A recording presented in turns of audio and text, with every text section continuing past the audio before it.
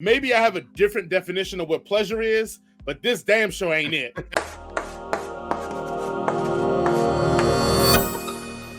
A young woman must confront the sadistic supernatural forces behind an enigmatic puzzle box responsible for her brother's disappearance. Ladies and gentlemen, that is a lackluster, but I guess true summary of Hellraiser 2022 on Hulu. Jason. Okay, sorry, if you joined us for the first time, we do a thing called a one-sentence review, where we review this movie in one sentence. Jason, what is your one-sentence review of Hellraiser? Man, this character is annoying as hell. My one-sentence review of Hellraiser is... maybe I have a different definition of what pleasure is, but this damn show ain't it. No. Okay, let's jump in. I'm going to jump into this one because everybody knows, oh, Jason, you're the horror guy, blah, blah, blah. He always gives everything a pass. I'm going to be straight up with you. Like, I'm not a Hellraiser guy. I saw the first one. I didn't enjoy it that much. All the sequels are just terrible to me. They're garbage. So coming into this, I'm thinking, okay, it ain't got nothing to lose for me because I think all of them all stink before anyway. I never thought that I could probably dislike a storyline less than the ones that went before. And hear me out on this one. I agree it's with almost you 100%. like the story is so convoluted because it wants to seem higher logic than what it really is. Like, and it misses at one point I'm like, I don't know why everybody's even doing anything. Like, why are you doing this stuff? And I couldn't figure it out.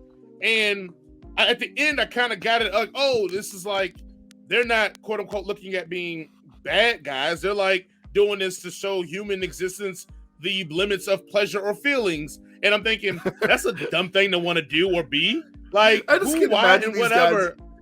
These Cenobites going like, oh, we're gonna bring these cool thing that we like to these people, and everybody's like, no, we don't want this. Right. Why is no one having fun? We're all having fun here. I just, and the sad thing is about this, it starts off strong. The sad thing about it is like the strongest parts of this movie is before they even touch the cube. Like the whole thing with addiction and the drama. I was into it. I'm like, okay, this is gonna make a very good final girl because she has some stuff to get over, and they're going to use her addiction situation to coincide with this box situation with Hellraiser or Pinhead or Miss Pinhead. I don't know what's anyway. She's called the priest in this one. Oh, okay. And this is going to be a good way to kind of spin it, a la if people have watched the remake of The Evil Dead, where Jane Levi's character had an addiction, and they played. So I'm thinking it's gonna be something like this, and like that addiction storyline went out the window as soon as they started pulling chains out. And I don't know. Let me see what you think about it, because I may lost. You were actually going to, because as you did with Smile, I thought you were going to take this as an addiction allegory, because she being an addict, everybody around her is the one that gets hurt and not her. But then I was like, I'm thinking way too deeply in this, because this character is just annoying. Yes. Like, for me, it makes it even sadder because like at least 3 of the 4 people that end up, 5 people that end up, being victims of the Cenobites are people who are unaware of what's going on, or at least one of them is aware of what's going on, and undeserving of what's happening to him, which is an eternity of hell torture. And like by the end, she's like, "Well, that sucked. I'm going to leave this here," and just walk it out and leave it for the next chump to hurt themselves. Once again, Trevor did nothing wrong. Because all right, so he did. You find out at the end that he was behind it, but like the whole entire time he's like, we should stop messing with this thing. Like, don't fuck with that. Stop fucking with it. It's nothing but trouble. Stop fucking with it. And she's like, nah, it's fine. Like, here, hold on to this, brother. Which, it felt like the swerve for him, or the reveal for him, was just put in to be a reveal. Because like it starts off with him dropping the L word, lesbian, and then like it freaks her out, and it's like, okay, that's the whole thing.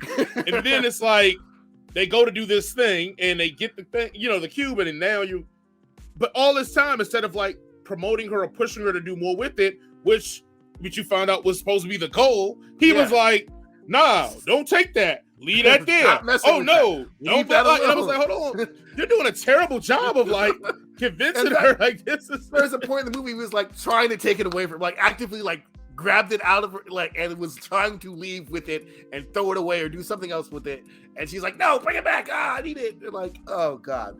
And then, and for the people that watch this and go, "Oh well, maybe he had a redemption arc," no, because later on in the movie he sides with the person he was originally siding with. Yeah. Yeah. Let's talk about something that's good. The kills in here were amazing. Let's talk about something that's good. The last kills were amazing. The first two were lackluster. The first two were just three were off screen lackluster. Because the brother, you don't see what happens to the brother. Right. The lady, they just kind of walk up to her and be like, "Hey, we're gonna take you now." She's like, "That's fine. I knew that was gonna happen." The Asian chick was probably the one that was actually the most where it started being graphic. And then they did the wires, and I don't fucks with garroting and being, that's like my nightmare.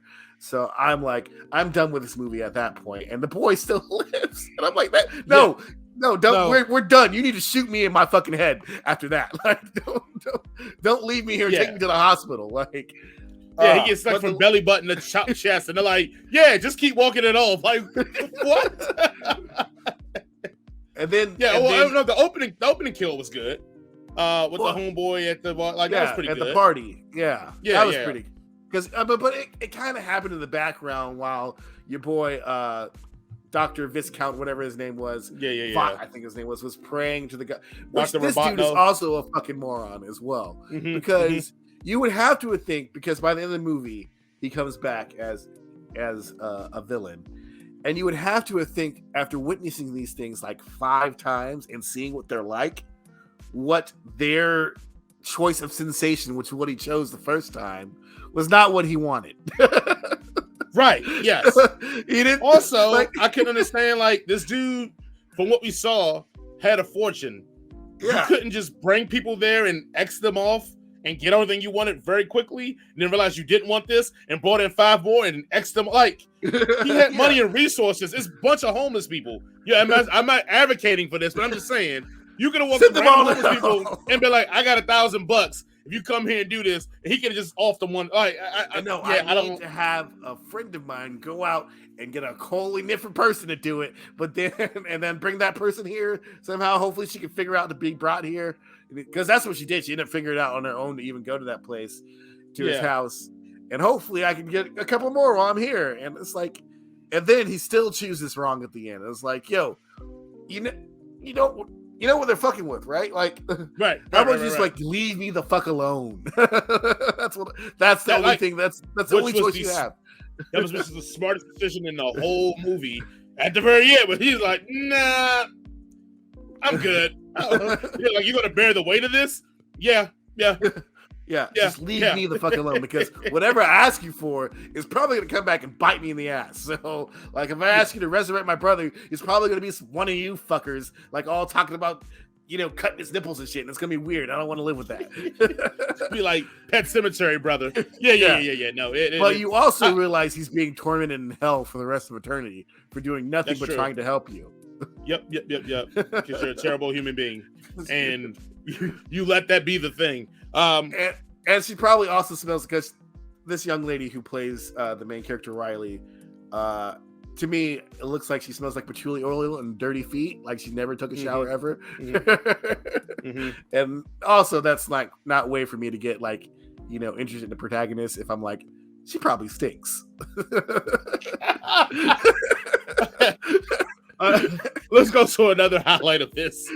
I thought it was well shot. I thought it was a well shot movie. I thought it looked good. I just thought all of it was a mess. But I like watching the scenes and how they did the cuts, and just even the real live effects, because some of it you could tell was effects mixed with a little CG. It looked really, really good. It looked really sharp. And that's for me thinking that the Clive Barker OG one looks just dirty. I feel like that looks like it should be like in a VHA rack with dust on it all the time. It looks that way on screen. This one looked pretty. The set design on this is impeccable. They definitely have the motifs of squares throughout the whole entire movie. The shots were done really, really well done. I even pretty much enjoyed the look of the Cenobites if I didn't think they looked too real. That makes sense? Right. Yeah. Because the original Cenobites, I felt like, they were flesh colored and they were moist, and you're like, you could believe they were real. Or these ones, they look a little bit too clean, but they still look pretty cool. Like there's some crazy designs going on there. But they weren't that scary, to be honest. But no. But that's just a little nick. But someone tried on that. Like I can see that. Yeah, they definitely weren't nightmare. They weren't nightmare fuel like the OG ones were. I mean, now granted, I don't know if it's just because they were clad in leather and all looking freaky. Yeah, but like one of the scenes I always remember from Hell, I don't remember what number the Hellraiser is. It's the one where like at one part they're like in the street lined up, marching towards the antagonist, and the OG one. And like that scene still sticks with me because how freaky they look. So because not only do they all look freaky, but they all look different enough, and you can tell they're different sort of like kinks or whatever. And this one they kind of do that too, but it's just like they look too well made. If that makes sense. Like in the old one, you can tell like it's the fact that they were like foam rubber and probably some dude with a fucking water bottle is spritzing them, and it's kind of falling apart.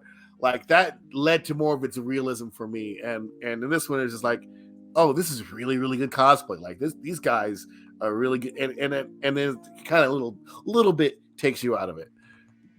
But you weren't in it to begin with because fucking Riley was so terrible of a human being. Like that bitch should die. Unclean, yes, very unclean. Why is the dirtiest person? What do you think of the yes? Well, addict. The priest. What did you think of her compared to? I guess Pinhead, or I guess he was the Prince of Darkness or whatever. She feel good. Comparable? Just good. She looked good. I don't ever think Pinhead was always meant to be the most disturbing out of all of them. It's just kind of like, because the other designs were more, visceral to me. Like there was one that a lady, I guess they call her the mother, where you can tell her that she's pregnant and like her flair, and like that's more visceral to me. And then you have, the priest, Prince Pinhead or whatever he's supposed to be, just like, that's just a dude, that's just a lady. That's a lady. That's just a lady. Like not my type, but she's a lady. Yeah.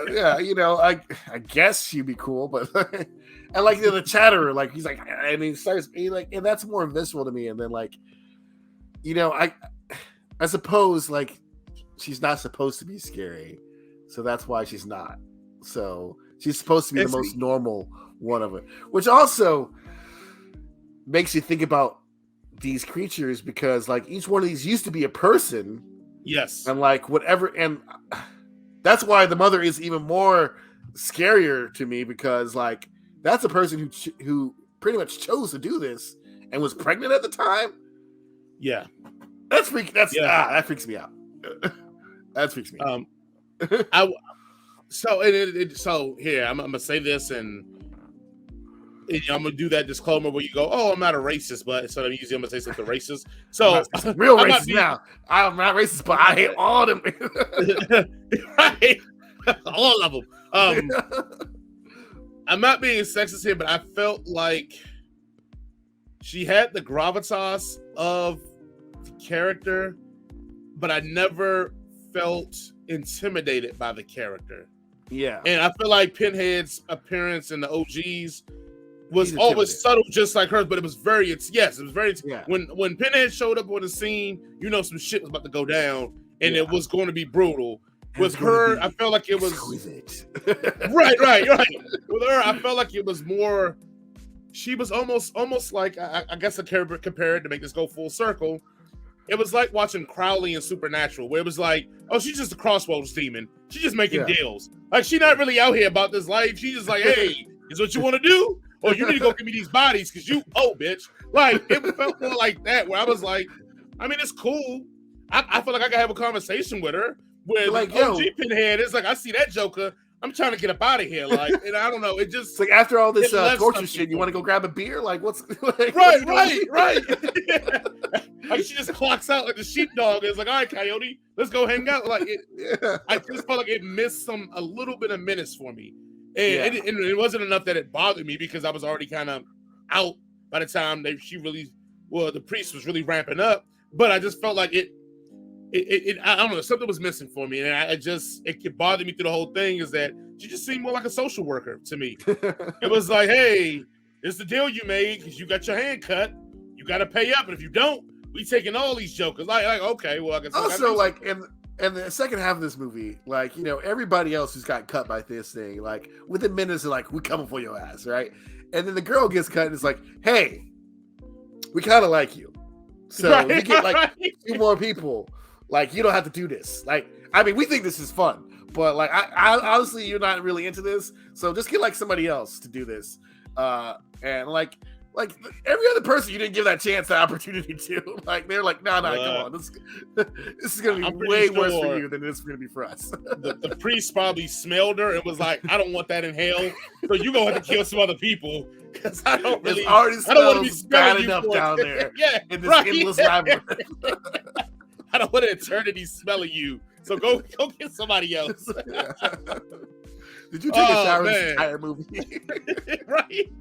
All right, if you're joining us for the first time, we also do a thing called our rating system. If we like it and love it, we call it getting some head, or we give it a head. If we think it's just we will go and give it a cannon. And if we think it's butt cheeks and terrible, we will give it a circus, some clown shoes. Jason, what do you give the storyline for Hellraiser 2022?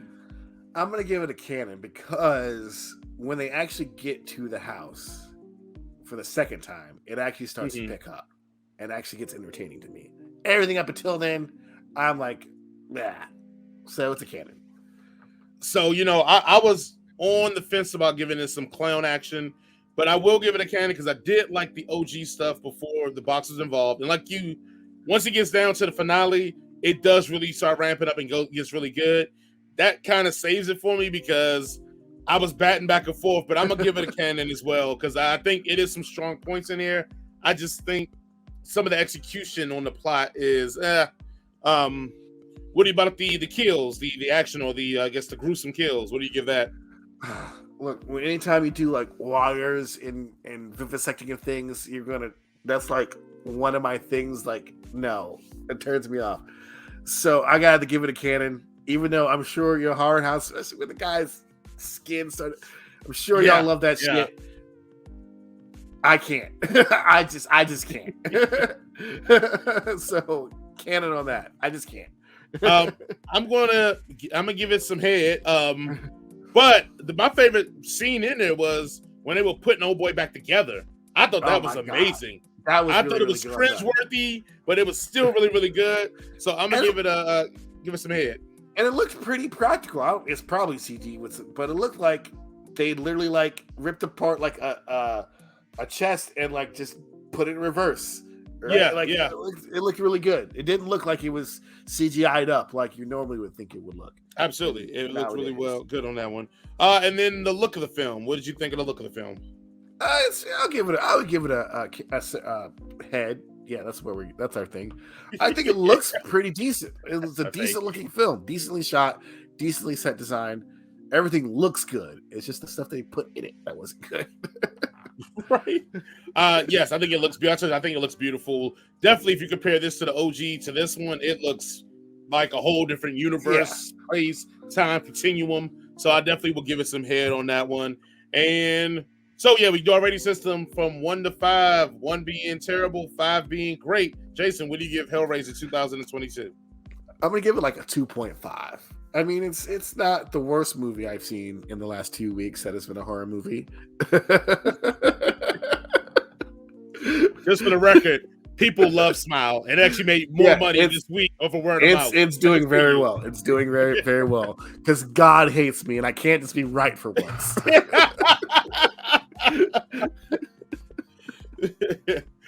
So sorry, you gave it a 2.5? Yes. 2.5. Okay. I'm giving this a 2.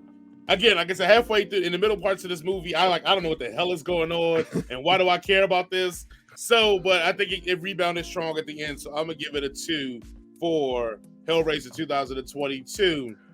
All right, Yay. ladies and gentlemen, we have made it to that part of the show that everybody loves, especially them Elvis. Elvis lovers. Yeah. Hey, Elvis just for the fans love record, this. we still ain't watched Elvis. Oh, man, Also, fuck for the that record, movie. we will probably never watch Dahmer. I'm never going to watch Dahmer. So you ain't got I tried to start watching it, and I'm like, I can't, not my soul. I don't need this no more. No. I don't need you eating. I don't need nobody watching no dude eating some black butts. I'm good, bro. No, I'm all right. The only black booty I want to be seeing is in pornography. That's the only black booty I want to be. Facts. Especially when the real hero of that story should be the goddamn neighbors who was telling you this was a nasty ass white man and they should have arrested him. But that's a whole other story or another day. If you really want to make a movie to make me watch Dahmer, make it from the point of view of the neighbor that was out here trolling on dude like, oh nah, he out here, nasty. Even better, make it from the point of the dude, the guy that beat him to death with a broomstick in prison. That would be the better movie. Just start off with Dahmer being sodomized and be like, I guess you're wondering how I got here. Oh no, I'm not Dahmer. I'm the guy with the broomstick. I'm the guy with the broomstick. This dude is about to die. Got what he deserved, everybody. Yeah, absolutely. But yes, ladies and gentlemen, this is our end. Thank you all for watching and listening to us here at Headcanon Circus. This is episode 69, the sexy episode. Yeah. Flex. Sex time to have sex. Okay. Be sure to like, share, subscribe. Find us at all our places. That includes Facebook, YouTube. If you look at our handles, you can get us on Twitter. You can find us also on Instagram. So we are everywhere you want to be at. We'll probably line it up to get some more sponsors. So be on the lookout for that in the next couple of shows. Yeah, absolutely. I think I'm trying to work with In Your Face Art again. We may do another partnership with them, but I'll let you know as soon as we get that going. Next week, we do have a surprise for you guys. We have officially have a new host that's possibly going to be joining us next week. And that's going to be exciting, guys. I'm not going to say who or anything. We're just going to wait till it happens and surprise you guys. And I think the show is now going to be even more dynamic. And you don't have to listen to me and Jason be stupid talking heads. We'll get another person that could be an eloquent talking head to keep reining us in. And to say we're all wrong. Yes, absolutely. Absolutely. And don't forget, again, we are doing our Headcanon Circus book club. We're going to read Dungeons and Do-Rags again by Ron Dawson. Absolutely. And we have decided, again, because we change the date like every week, but I promise you we're going to keep this one here. We're going to do October 26th as the date we're going to review Dungeons and Do-Rags by Ron Dawson. Like I said, again, I'm going to reach out to him on Twitter and see if he will join us on the show on the 26th so we can have some fun and review that book as well and watch Jason be like, Arsenio Hall to Ron Dawson's Eddie Murphy, where he going to laugh at every joke and at the end be like, hey, how you get that deal? You funny, Eddie. Right? Put me on your Put me in Coming to America. Yeah, exactly. But we'll do that. But Jason, you got any final words for everybody? I think next week we have, or this weekend coming up, Halloween Ends is coming. I know you're going to enjoy that. So make sure y'all go ahead and watch that so Jason can have fun. Whereas just Jason will probably want to gouge his eyes out because it's going to be dumb. Oh, you reminded me of something good. Oh man, I can't wait. Also, next week we will have the finale of Rings of Power. We'll actually review all of it. Ooh, yeah. I think this Friday is the finale, so next week we can review all of it. So that's going to be on the tab for next week as well, with Halloween Ends, and then whatever shenanigans we decide to come up with between then and now. Because you know how whatever we get down. Bullshit that we do. But for my part, always be kind, be considerate, and tip your servers and bartenders at least 20%, if not more, if you can afford it. And if you do see Jaron on the street, the Mario movie's coming out, so he's feeling really inflated. Kick him in the nuts. Nut shots only. Maybe the knee. Make it the knee because he's older and he still needs to pop out a seed. So make it the knee. He's like 40. It's too late for him. Besides, we don't need no more Jarons running around here. Well, with that being said, ladies and gentlemen, as always, thank you all for watching. We will see you all next week. And yes, Harry Potter was a slave master. Slave master. He owned slaves.